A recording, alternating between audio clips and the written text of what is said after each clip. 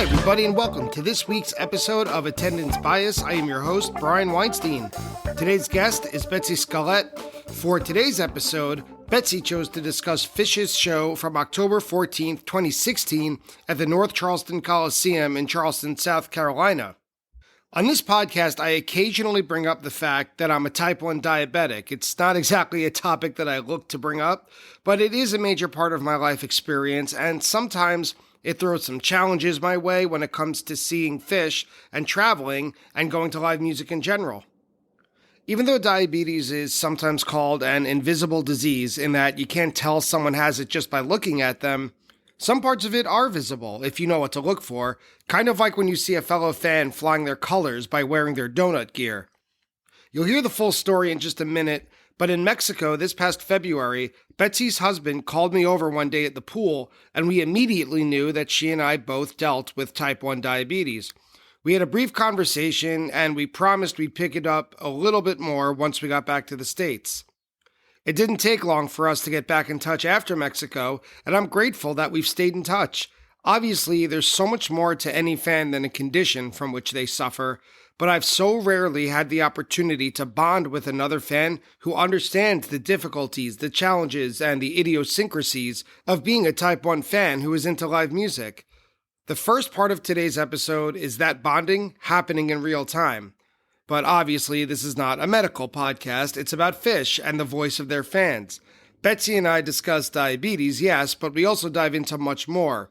That includes Phish's bluegrass influences, Big Boat, and whether or not Virginia actually counts as the South, as we discuss Phish's performance at the North Charleston Coliseum on October 14th, 2016.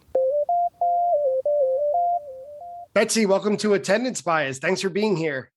Thank you, Brian. I'm happy to be here. I'm happy to be here too, and it's really nice to see you again.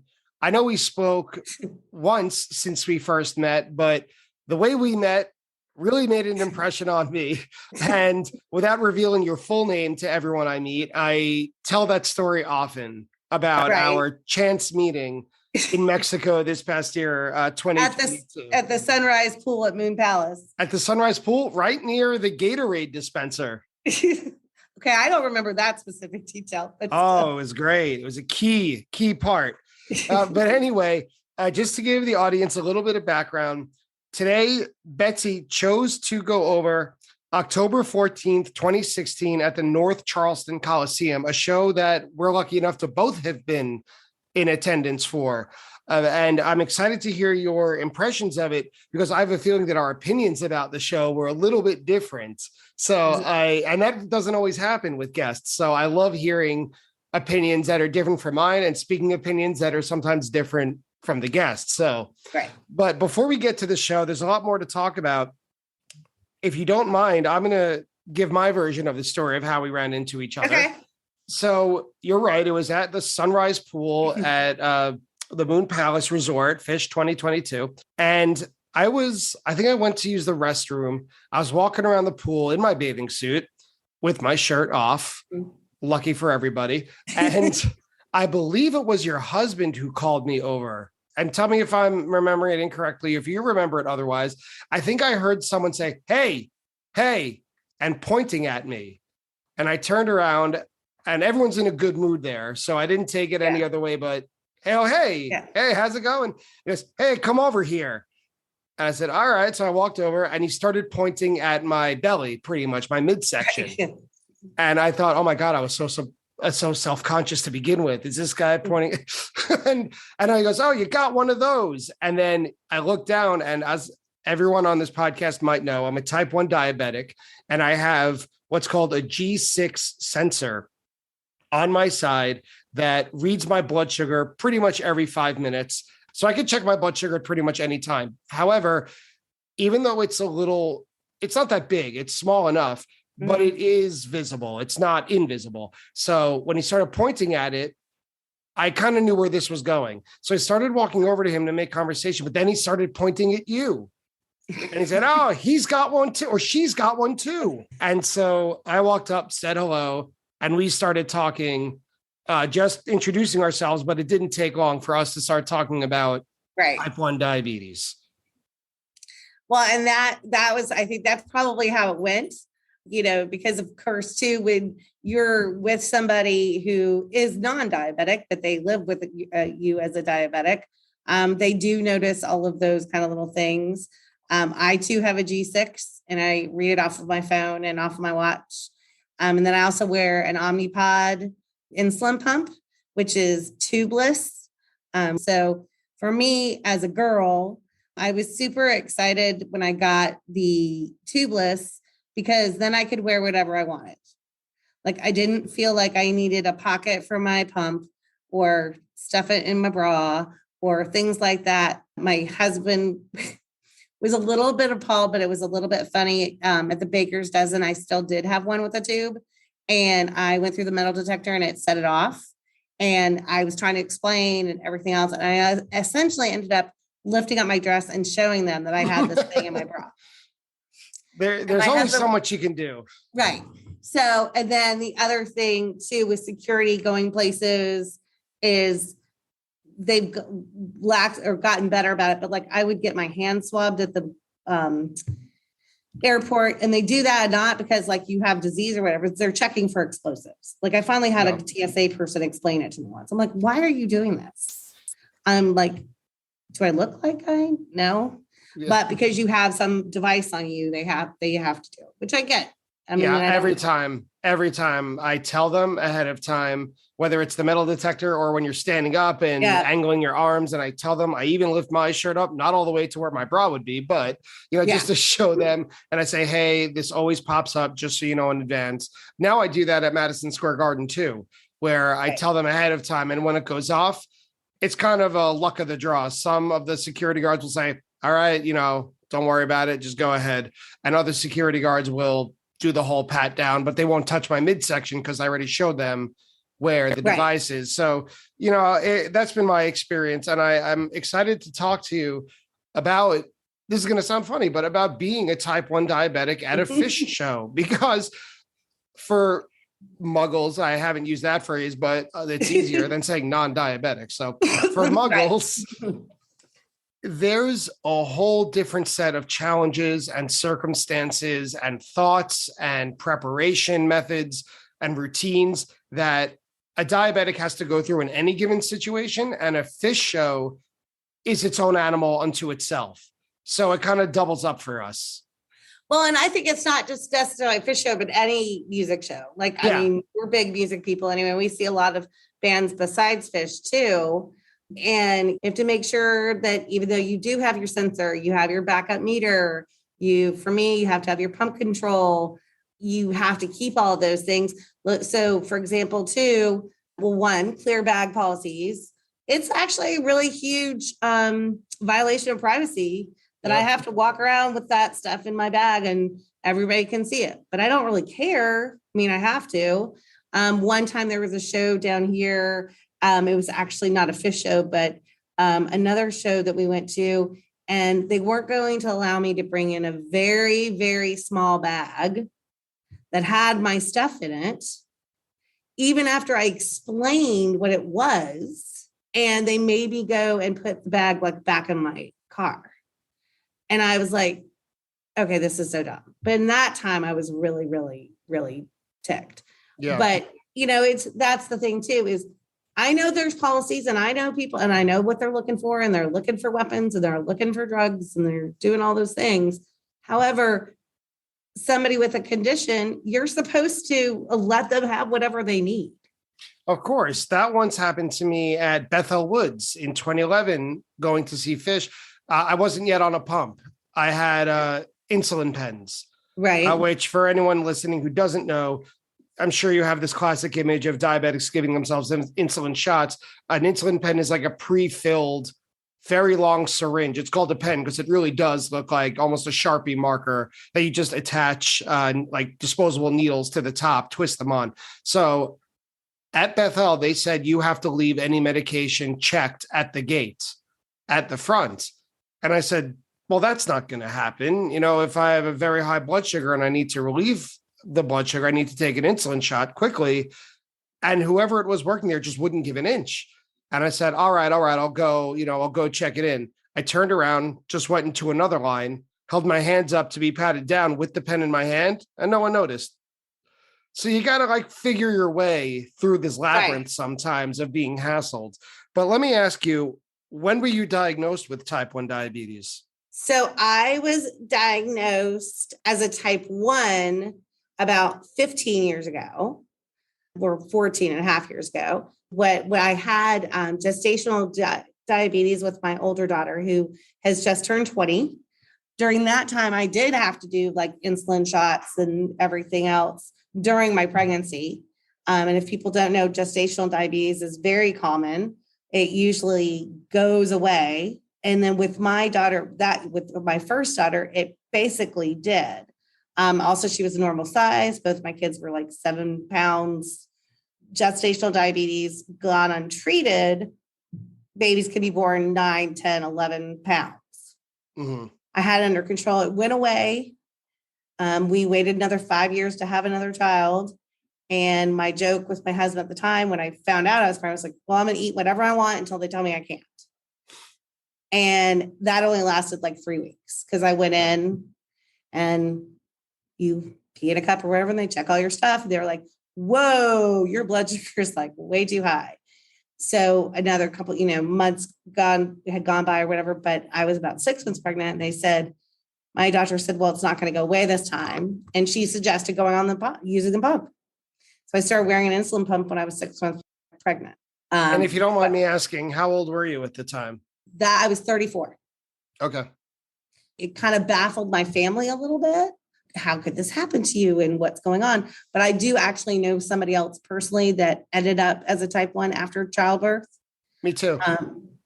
And also now it's a lot common to get late onset. Both my older brother and my mom are both late onset type 1s. And they were, and this has only been in the last like 4 years. See, I'm really curious about that because I was diagnosed when I was, I think, 6 years old. Right. So I have very vague or just crystallized memories of not being diabetic. I just remember what it was like to have certain cereals. That was my priority at the time, like Cocoa Puffs. That's what mattered to 5-year-old Brian. And then my understanding, the way I took it in was I can't have those cereals anymore. That was like how I understood it in the most direct language. And God bless my mom, man. She really tried to make things better for me. She used to put Sweet and Low on my Wheaties to make me think I was having Frosted Flakes. But for the most part, I grew up taking it for granted. I can't eat that. I shouldn't eat that. Nope. I have to take a shot. Nope. I can't drink regular Coke. Like it was just, that's the way it is. Just as easy as breathing. Not easy, but just as taken for granted as that is. So when I meet someone, a full grown adult and is late onset type 1 diabetes, I'm really curious about what were your most difficult adjustments? You just have to do it. Like, and then that could go into the two is what it's like when you have high blood sugar, what it's like when you have low blood sugar. So low blood sugar, I get the sweats, I get fuzzy. I sometimes not move. I shouldn't drive, treat it with juice, things like that. High blood sugar, you're thirsty. You might have to give yourself some more insulin. I think for me, it was just sort of, and also telling people, no, I can't have that. No, I shouldn't have that. Yeah. And which my family did. But then it was funny, a few years after, then more of my family members, it became their thing too. And so I'm like, now you know what I'm talking about. It must have been, I don't know if nice is the right word, but it must have been comforting. I don't know. My vocabulary is failing me right now, but having people in it with you must have been very different because I was the only diabetic in my school. No one in my family has it, going back as far as we could. They say it's a genetic disease, but I must have been the start of that genetic line now. It wasn't until I was about 8, I think, I went to a summer camp in Massachusetts in a town called Charleston, Camp Jocelyn, which is specifically designed for boys with diabetes. And then there's a sister camp, Clara Barton Camp, for girls with diabetes. And it was there where I learned how to navigate life with it. But again, I was young. I was like 8 years old. And so to me, everything was very concrete. I was very upset still, and it's hard to live your life with it. But at the same time, it's like, oh, well, if you do this, then that should happen. And if you're in a situation where this happens, here's what you do. And it became very if A, then B, kind of like logic lines that made life a hell of a lot easier for me. So as an adult, it must have been very difficult. And specifically, we're talking about fish today. Going to a show, whether it's fish or otherwise, how did those habits change? Like, what runs through your mind as you're preparing for a show? Maybe it's set break. Like, take us through in the lens of diabetes. Definitely before a show, one of my friends, Rebecca, she'll always say, and we have the jokes of Betsy's got to eat. So because I have to make sure, I'll look at my numbers and say, okay, well, I'm only at 120. I better have something to eat before I go in and dance and, things like that. Or after we get done, okay, I might want a Coca-Cola or a juice in the cooler in the car when I get done. I've had very few major emergencies. I know that I told you about a time at the Fox Theater that I was at a show and I was really, really going low and the concession stands were closed. And my husband had to go and talk to somebody about, hey, my wife really needs something, right now. Those kinds of things. Having the continuous monitor is really helpful because you can constantly monitor it. It's a godsend. I can't believe it. It's the future I was promised when I was little, that I wouldn't have to draw blood to find out my blood sugar. I mean, when I was first diabetic, I had to wait 2 minutes for a blood sugar result with a glob of blood. You can't see it at home, but about the size of a large pea. I had to put it on a strip, count to 60, wipe the strip with a cotton ball, stick the strip in the AccuCheck meter 2, and then wait another minute. And so now to just literally at the click, or even if you have the Apple Watch, a buzz on your wrist that tells you, hey, your blood sugar is going too high. Hey, your blood sugar is going too low. And also, if I'm having fun or whatever, or if I'm indulging in certain things, I sometimes am extra hyper aware. But all of my friends, they know too. They, if my watch buzzes or they see my phone light up, they're like, are you okay? Is everything fine? You good? And so that's also the people around me know. Yeah, that's so important. And then, and it's not like we're normal people. We walk around, we whatever, but again, my husband probably saw you and was like, wait a minute, you're just like my wife. She's over here. You all have to meet. It changes things and certain things, make your blood sugar go up and some certain things make your blood sugar go back down. You have to know, should I drink beer? No, not really. Vodka soda with lime. That's one of my go-tos. I'm sorry to cut you off, but I have to tell you, you saved me that weekend in Mexico because of all the things you're saying, should not drink or eat. Mexico is the greatest way to see fish in the whole wide world, in my opinion. I think it's the experience to have. Oh, yes. But for the amount that it costs for someone like me or someone like you, who really, in terms of regulation of our blood sugar, tropical mixed drinks is probably the worst idea ever, because it's not only is it all sugar and simple syrup and all that, but also it's usually rum. So rum with it is, that breaks down into cane sugar. So it's really, I was having one pina colada a day for a vacation I paid thousands of dollars for. And then when you and I started our conversation, you recommended a drink to me that I still have not yet let go of, that I'm still drinking at my home.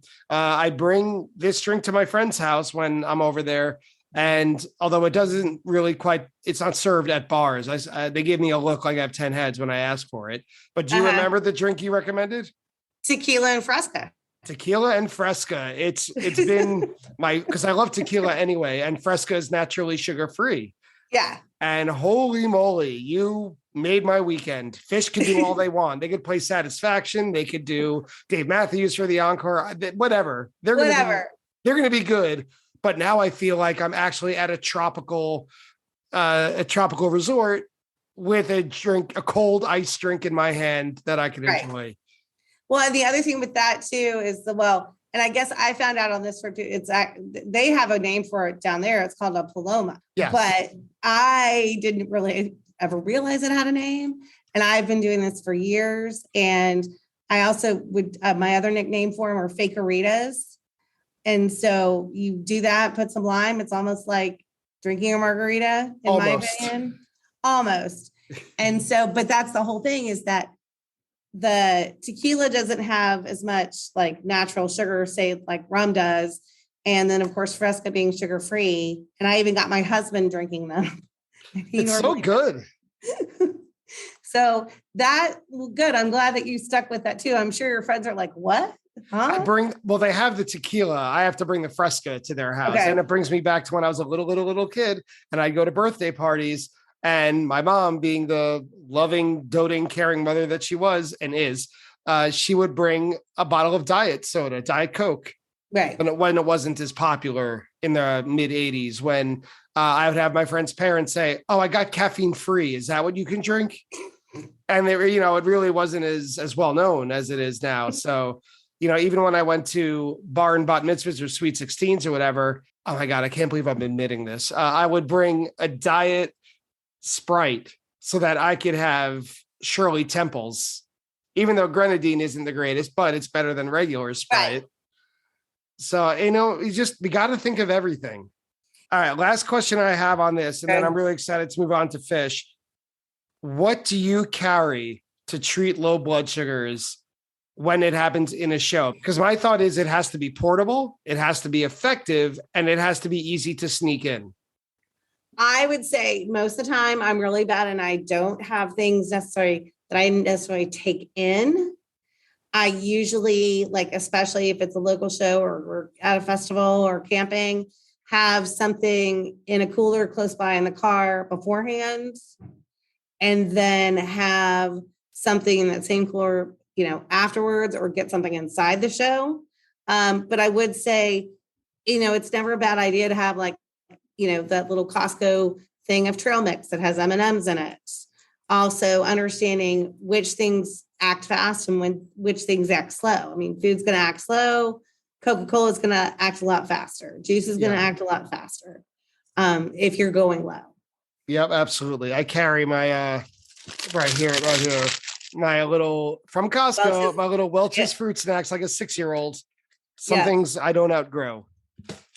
Yeah. And so, I mean, and I know somebody else who it's like their big thing is like jelly beans. And jelly beans work super quick. And they know exactly how many jelly beans will raise your blood sugar to the right spot and not spike you even higher. Because that's the other tricky thing, is you've gone low, but then you drink this super sugar, drink a Coca-Cola, it's going to raise your blood sugar and it's going to do it super fast. And the thing is, for people who have never experienced a low blood sugar, it's a very unpleasant and desperate feeling, are the words I would use to describe it. It feels like you're never going to crawl out of this hole that you find yourself sliding deeper into, or more like quicksand, sort of, that there's no steady ground underneath your feet. I know, Betsy, you described it as kind of like sweaty and unsteady. Right. It's very unpleasant. So some diabetics, myself included, I think we're all guilty of this, tend to overdo it. And then we face the opposite problem where it's going way too high. And now we're trying to spend the rest of the night balancing it out. Right. And so that's always really difficult. I mean, but you have to do it. So we got to know you as a little bit of background as a person, about a type 1 diabetic, but let's really focus on what's important here. What really keeps us alive, forget insulin, is fish shows. So let's hear about you from the attendance bias lightning round. Attendance bias lightning round.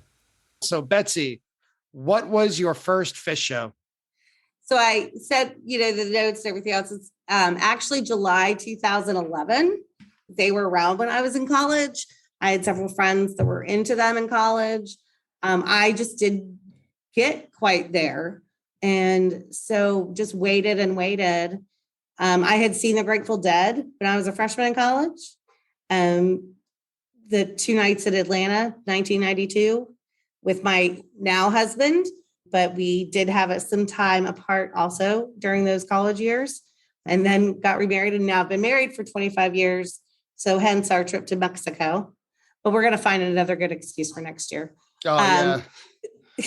So I started really, truly, probably about 2010, 2011, starting to listen to them.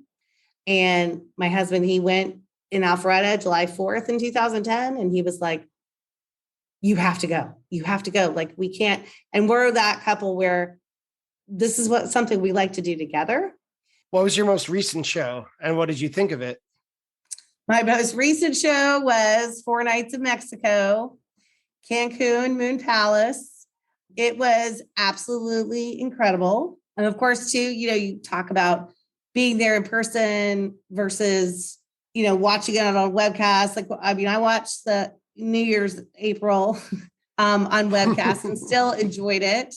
But just it being there, like with the group of friends that we were with and people that we got to meet, and the energy there is just absolutely unmatched. Overall, what's your favorite spot in a venue to see a show? I've done the rail a few times, but I do not want to be on the rail.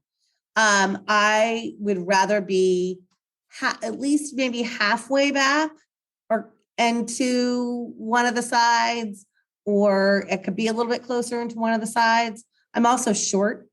I'm only 5'3.5".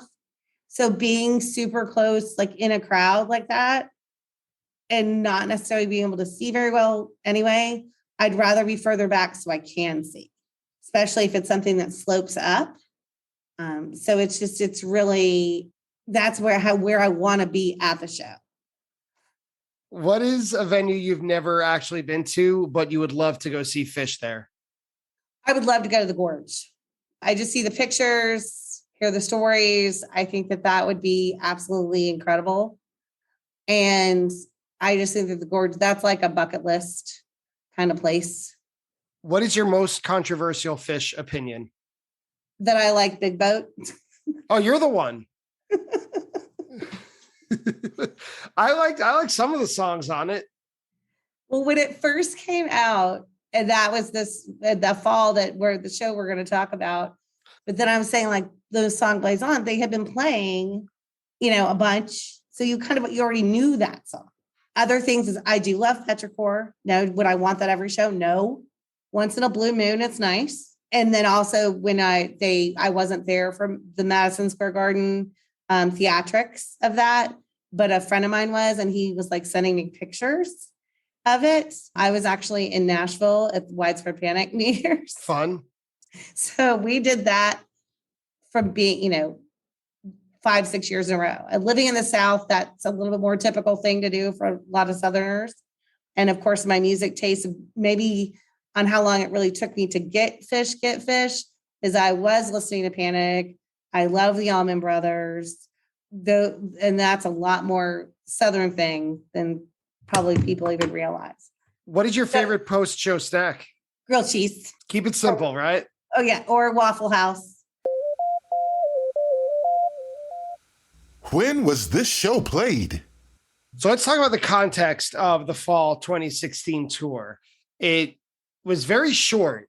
It consisted of just 14 shows. So today's show, which was on October 14th, 2016, was the tour opener. And then they had another show in the same venue the next night. It was a 2-night run.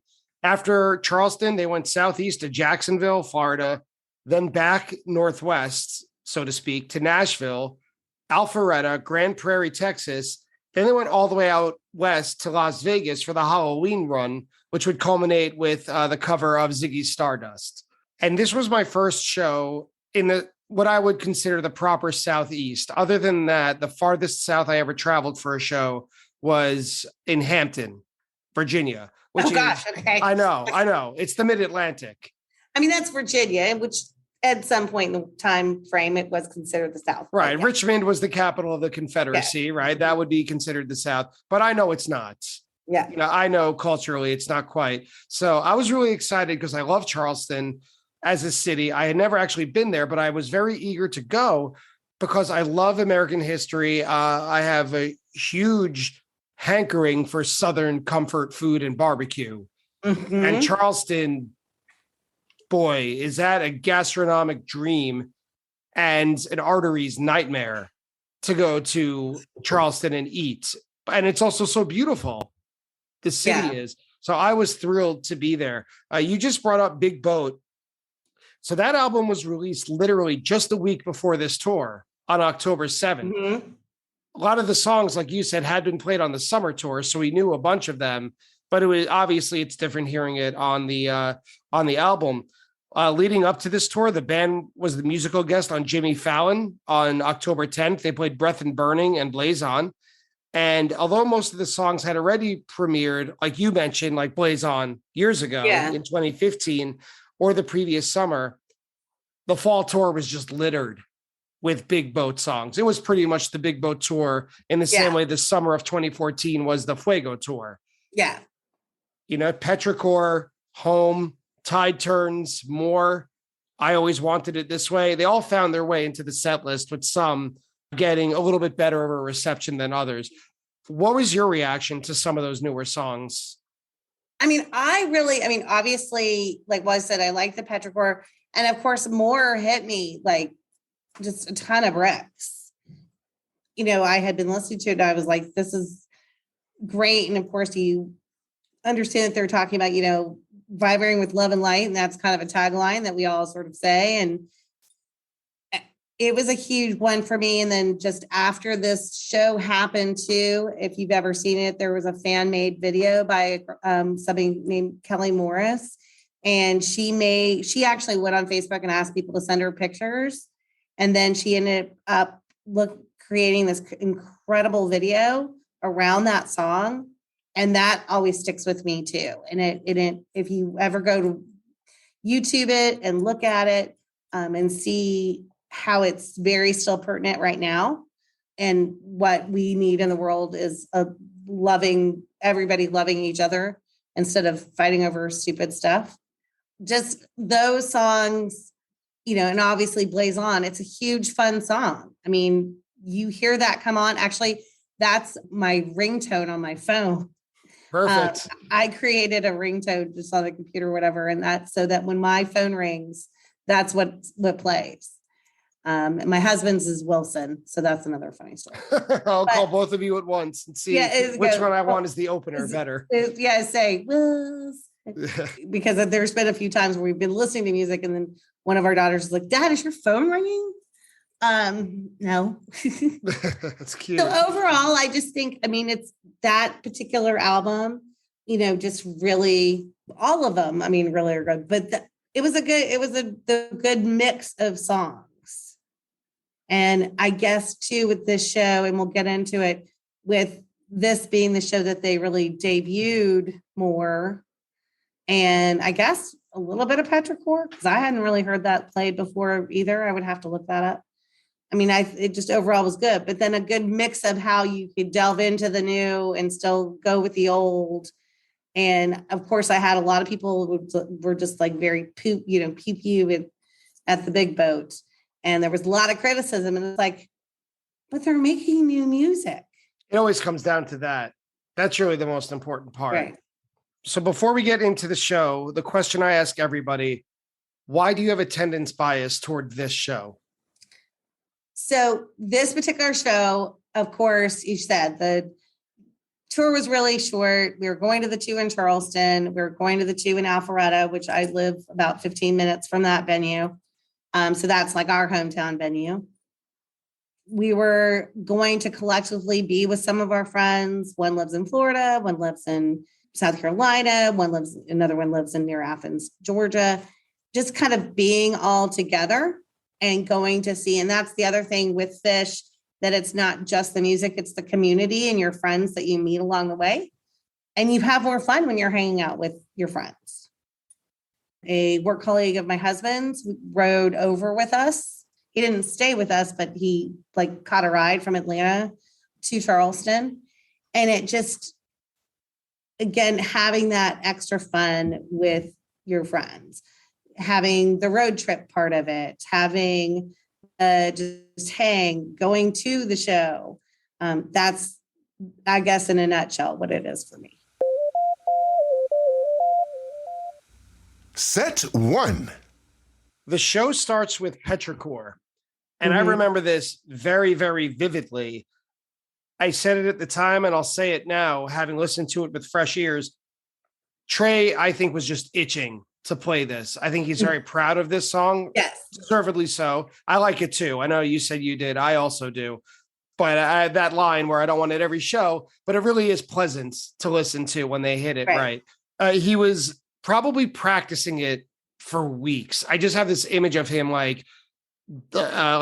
picking at his own fingernails, like getting ready to play. And all he wants to do is debut this multi-piece mostly instrumental in front of a crowd. And he finally got the opportunity to do so. It's no accident that the whole album and promotion tour opens with Petrichor. Right. That was a very, I think, if not strategic, certainly planned and intentional choice.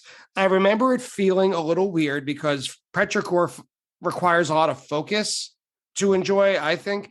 And so everyone there, it's the tour opener, everyone's jacked. I remember the shakedown was very chill. Like I'd never been to Charleston in the fall. It was very relaxed. Yeah. But everyone was like raring to go. And everyone all of a sudden was like, it's like, now we got to be quiet and listen to this song. Even though I enjoyed it, it was a little strange. It felt a little strange to me. I can see that for sure.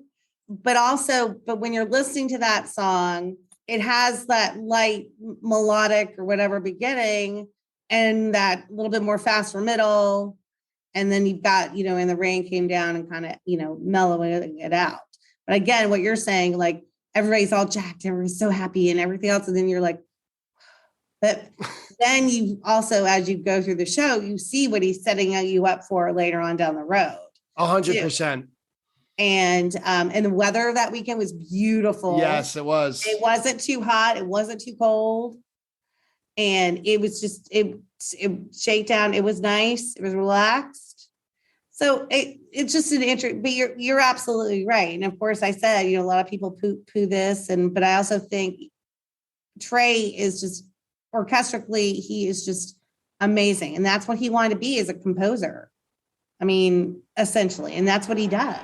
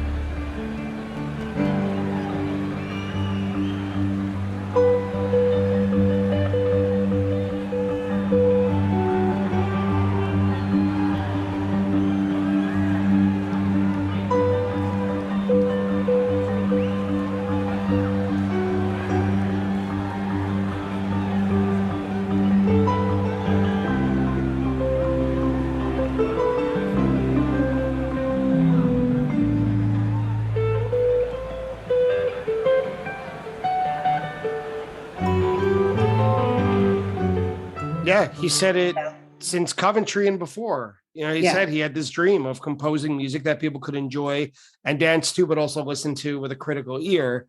Right. Yeah, and Petrichor is a very mature version of that. It's very refined. But we got rid of the refined stuff next because after Petrichor, they played Ghost. And this was really heart-stopping. This was really strong stuff. If you listen to the recording, it is a great sing-along. Right away, everyone's like, all right, we ate our vegetables. Now it's time for dessert. We ate, we listened to Petrichor. We paid our dues. Now it's time to party. And the jam is pretty quick. Like it sounds like a set 2 opener as opposed to a set 1 follow-up. The energy is there. It's crazy. Well, and it's also very interesting that you say that about the set 1 opener or the set closer. This song fits here. This song fits there. I've listened to a couple of not Fish shows necessarily, but it's like, wait a minute, that's not normally placed there.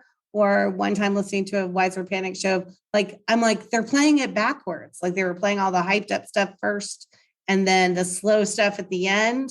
And that's how you feel. You're like, this is not going in the correct direction. But I think, in Ghost, it's a great, fun song. And of course, I have a joke with my 15-year-old, who my kids have to listen to a lot of music anyway, but they've grown up around it. And she'll joke, it'll come on and she'll be like, Mom, I already know the story of the ghost. Oh, that's cute. Like, do we have to listen to this again? So no, but it was a good one.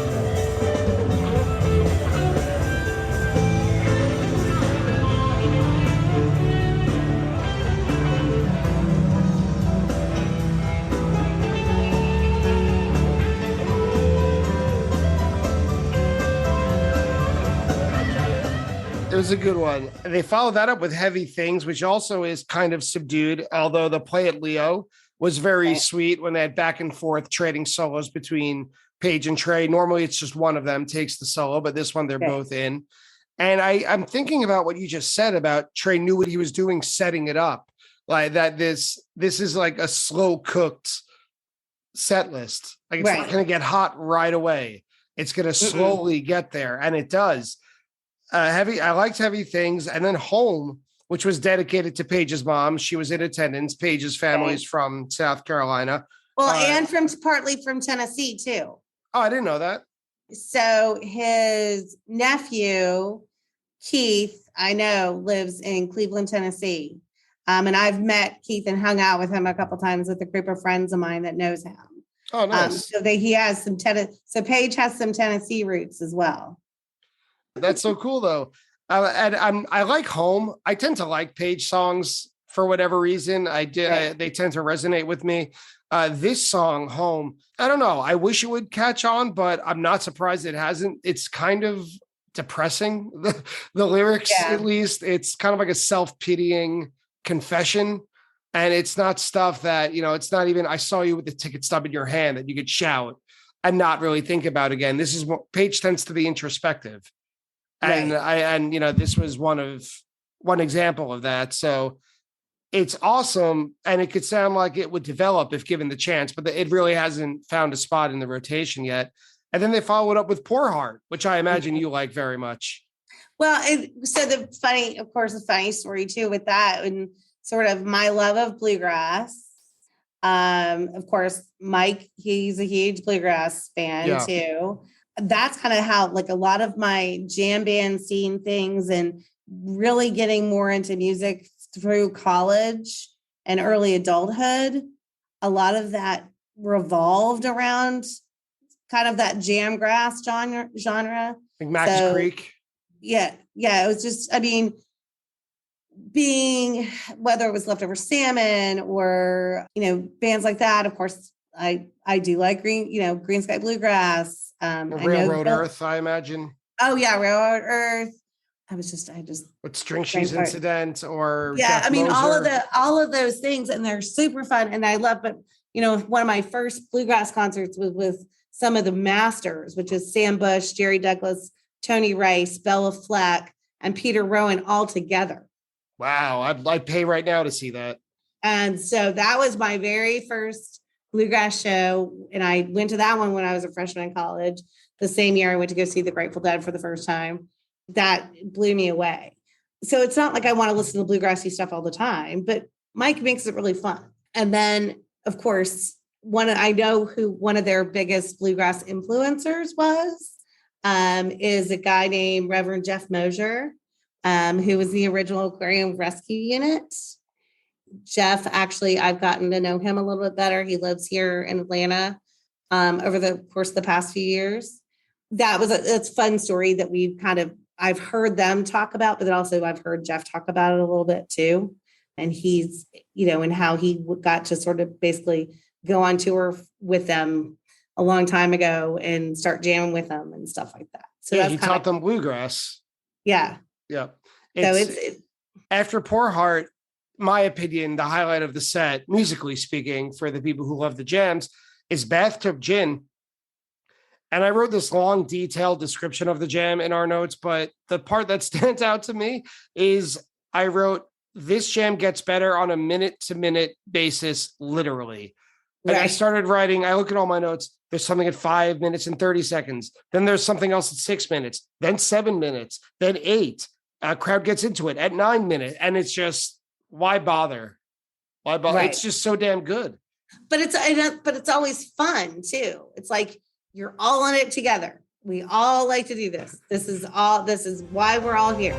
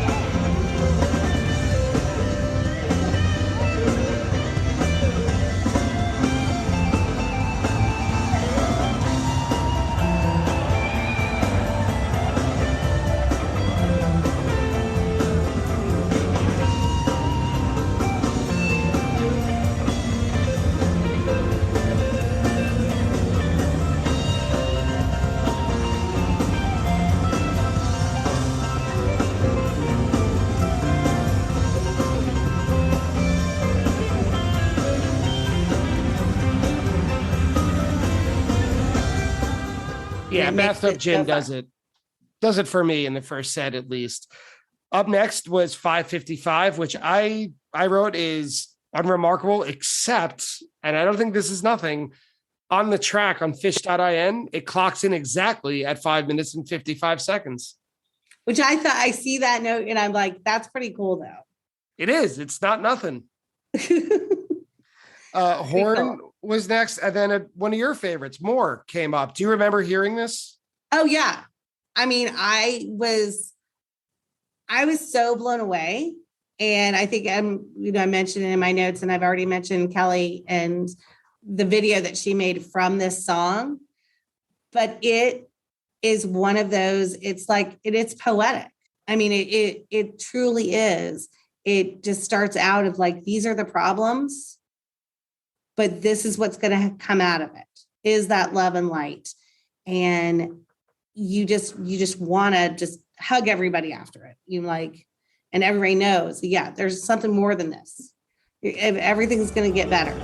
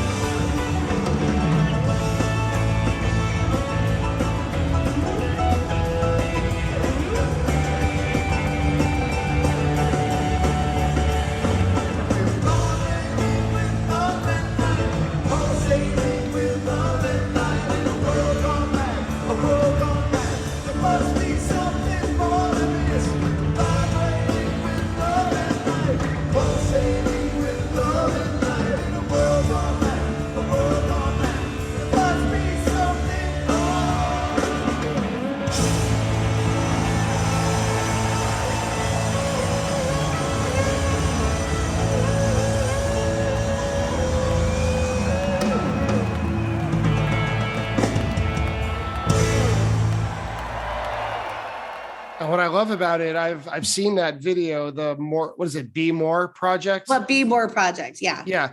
And I like that she's looking at it at a very macro point of view, like there's worldwide problems. Mm-hmm. And the lyrics to the song, because they're from Trey, they're very first person and very personal, that it starts out, I literally can't stand up straight, right? Tilt to the left, lean to the right. I had a notion there was something more to do. It's really from the one person looking out, but that what Kelly Mars did was made it about everybody, not just about the narrator. Right. And it works both ways. And it shows. I also mentioned I was obsessed with it a little bit, and I just got into some dialogue with her. It was just back and forth. I was my husband. I went to the first 5 the Baker's Dozen, and she was at the fan art show. And I got to meet her there, and then ran into her late night one night and just, talking about it and how much it touched her. But what her work did was made it even more so that it was touching you. And if for anybody who has not watched it, look it up, Be More Project, or just click in More Fish. It'll probably be the first thing that it comes up. And she was amazed at first when it first came out of how many views it had gotten. And then it just doubled and doubled and doubled because people were sharing it. I mean, I show it to people all the time. I think it's perfect. So it is. And then it was a perfect closer for the set. And just as you said, this slow barbecue build that we're doing in Charleston, South Carolina. Set 2. The second set opens with No Men in No Man's Land, which to me is the perfect 3.0 second set opener. I must have seen so many. I got to check my stats, but I would not be surprised if this is the song. Maybe this and Down with Disease are tied for the most common song I've seen open a second set. And I'm never upset to hear it. It never gets repetitive, even though it's a repetitive song. It's always up and ready to dance. It's great. Yeah. So, it's a fun one to dance around in. And I think, sometimes people have mixed feelings about it. And it's another one of those hype one, get yourself pumping for the next thing. And the next thing is Down with Disease, of course. And this, I will say, it is like my favorite Fish song. Why? I love the bass. The beginning, and because you hear that and it's coming. And then 2, I think it's just saying, this has all been wonderful and now I'm on my way. We've had this great time. It doesn't really matter where it's played in the set for me, but it's one of my favorites. It's one of my favorites too. Not only does it usually explore and find something new musically for a song they've played probably in the top 10 or top 20 of the songs they've ever played by number. Like if you counted how many times by frequency. But like you said, that the bass in the beginning, but the guitar solo, that riff is, if Fish could be remembered for one guitar riff, I would probably choose the Down with Disease. Mm-hmm. And this one is no exception. There's really good jamming. That's true. That middle part where you're just like, yep. Yeah, it's impossible not to like. And this jam, unusually, I think for Down with Disease, has like stop start jamming, which I loved.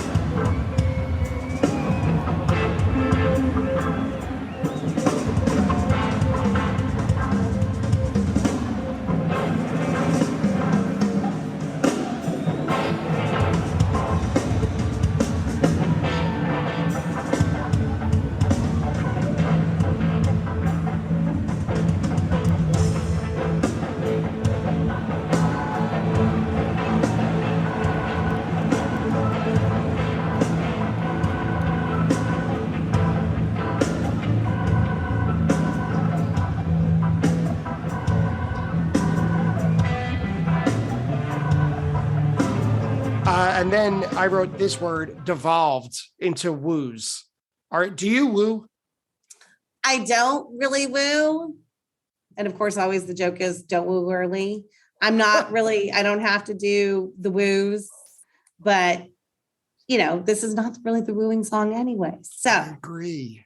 It's not the wooing song. This is not where you woo. Don't woo. This or Vultures, don't woo. Don't woo. There's no woo. But you just be happier and dance around and keep saying how wonderful it is. I wrote toward the end that there's really good heavy rock around 9 minutes. And then in all caps, give me more of this. Perfect all the way through the end.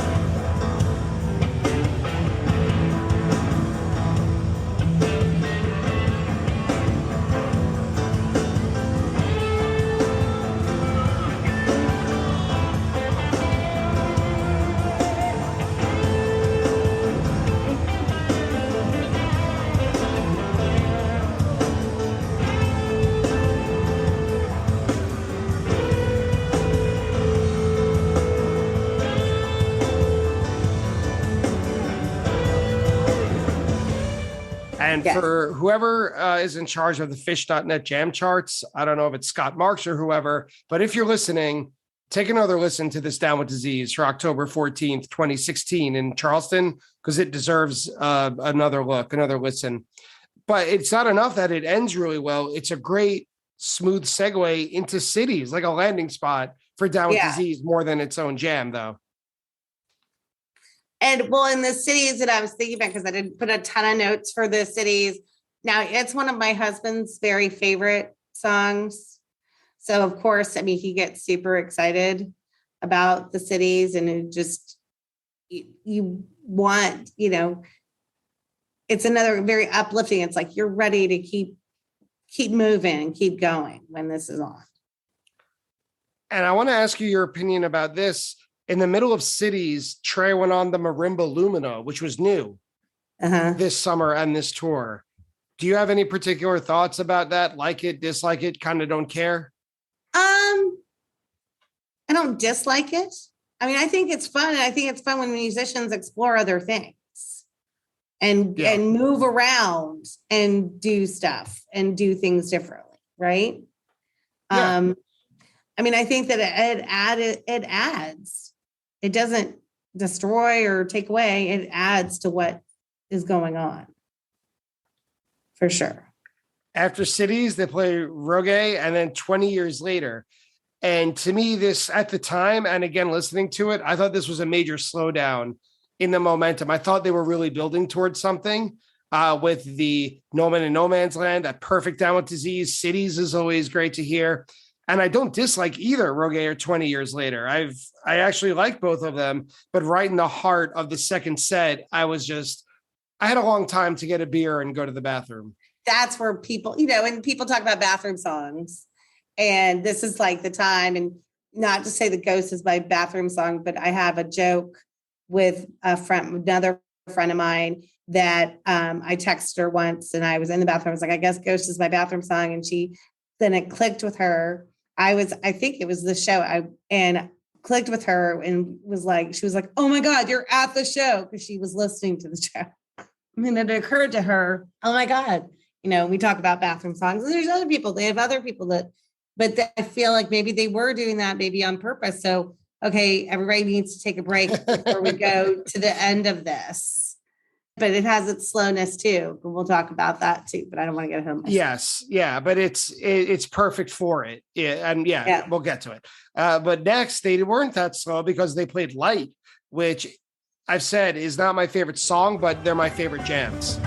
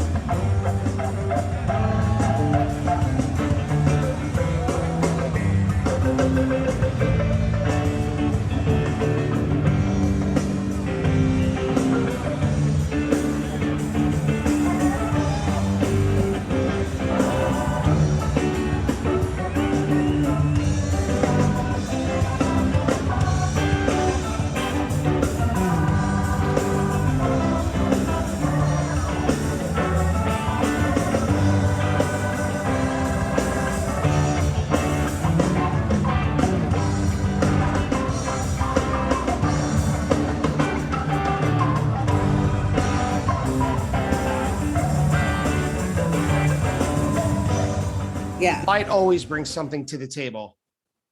Well, and so what I said during this too, and leading up to the next song, Free, is I kind of gotten a little bit separated from my party and had been sort of standing outside getting some air for a second. And then I heard this come on and I was like, I have to go back inside. I have to go see this. Like and I walk in Paige's side, just, on that second level, even just standing up at the very back of where you could, like probably where the 88 seating was or wherever. And I just was like, this is just amazing. And I said to you, some of my personal fish magic, because I was by myself, essentially. I mean, of course I had done that to myself and it wasn't completely on purpose, but I think I was just a little bit sort of, I need a little breather.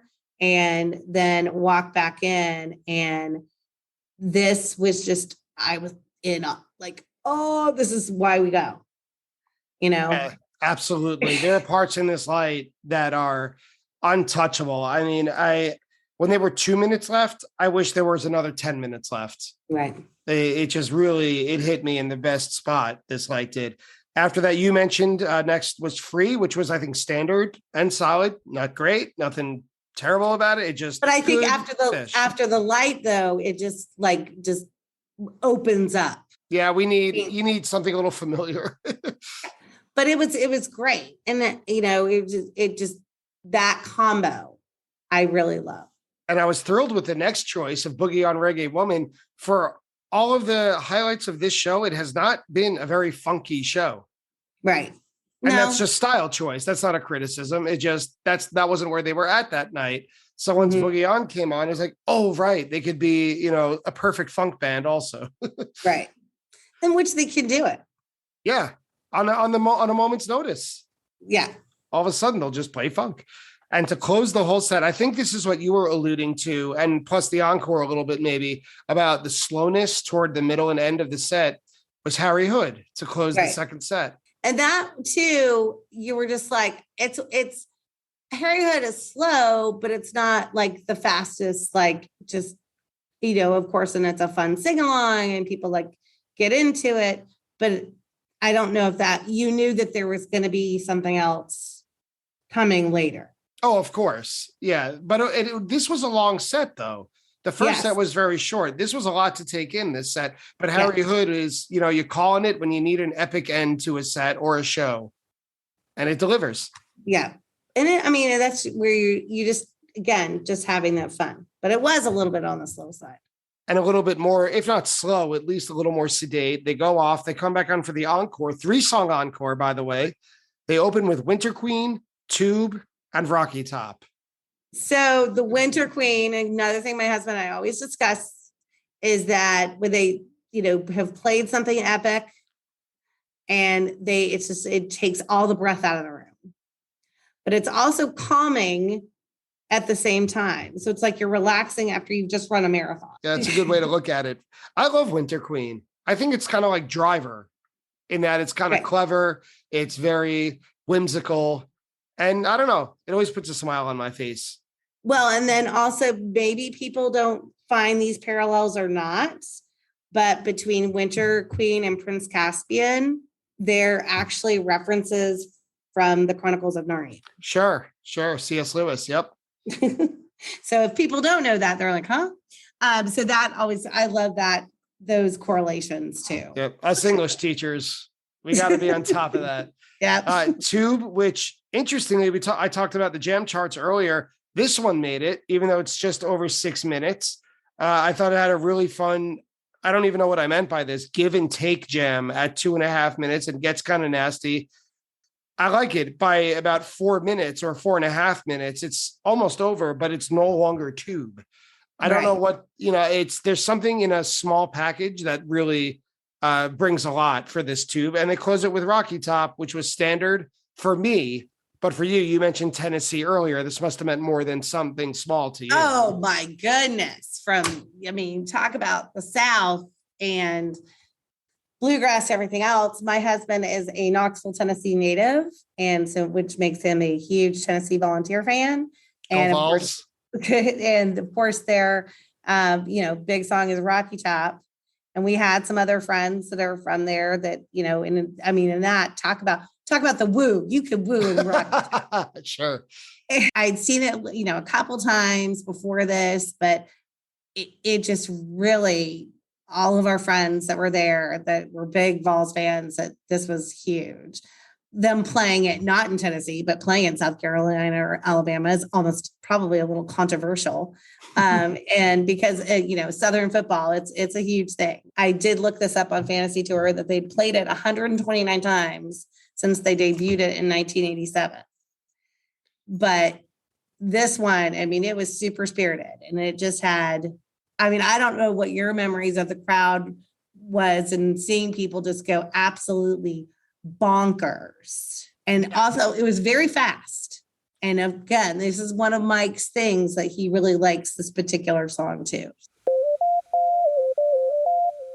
Well, Betsy Skalet, thank you so much for coming on Attendance Bias to talk about so much, not just fish, but also what counts as the South, right? Regional borders, right? Virginia, sorry, you're in the mid-Atlantic. To talk about, yes, Charleston and this show in particular and the fall tour of 2016. But this is the first time I think I've really had the opportunity to be entirely honest with someone one-on-one, a peer at least, my own age, who has to, I don't know, deal with or cope, because those have negative connotations, but have to live with. Have the privilege of dealing with.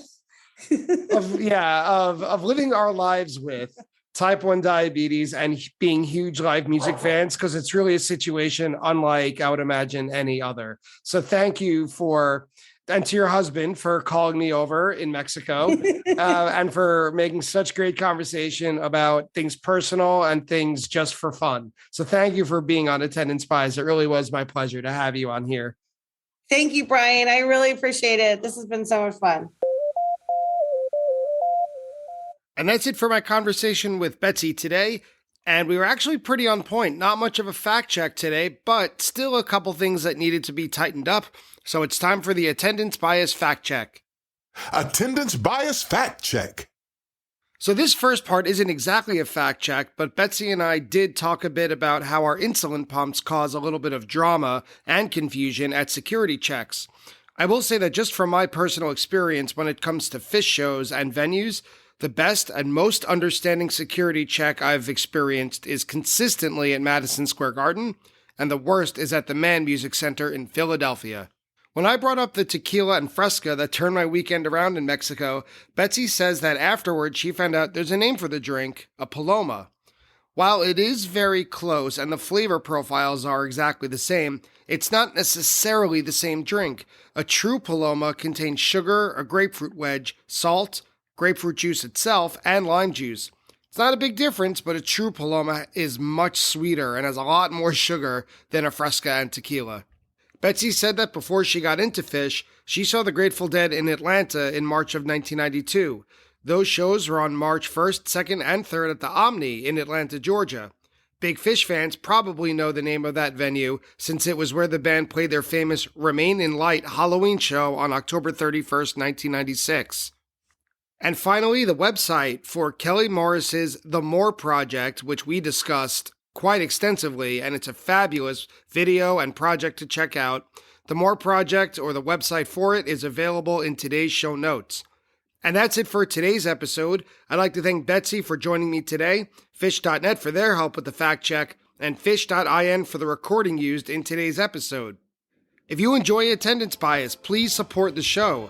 You can do that by following Attendance Bias on social media, leaving a rating and a review of it on any podcast app, and especially by financially supporting the podcast at www.buymeacoffee.com/attendancebias. Every penny helps. Thank you again so much for listening, and I'll see you next week on Attendance Bias.